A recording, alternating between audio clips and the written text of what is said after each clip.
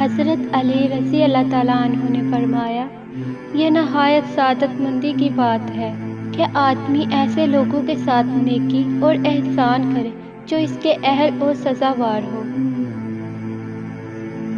خائن لوگوں کو امین سمجھنا ذلت کا نشان اور لوگوں کے ساتھ احسان کرنا بلند ہمتی کا نشان ہے۔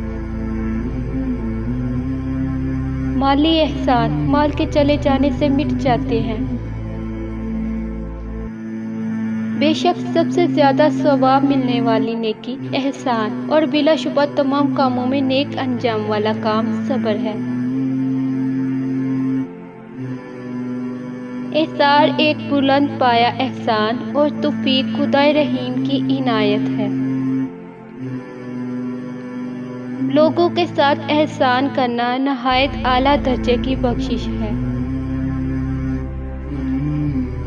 محسن وہ شخص ہے جس کے افعال اس کے اقوال کی تصدیق کرے اور نعمت الہی میں فکر بڑی عبادت ہے۔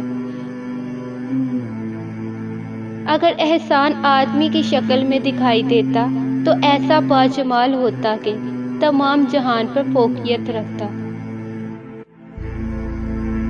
جو لوگ احسان کے لائق ہوں ان سے احسان کیے جاؤ، اس سے تمہارے دشمن ذلیل ہو جائیں گے۔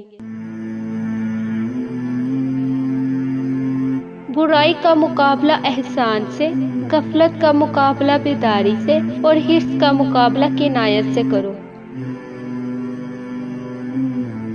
جو شخص اپنے پڑوسیوں کے ساتھ احسان کرتا ہے بہت سے لوگ اس کے خدمت گزار ہو جاتے ہیں۔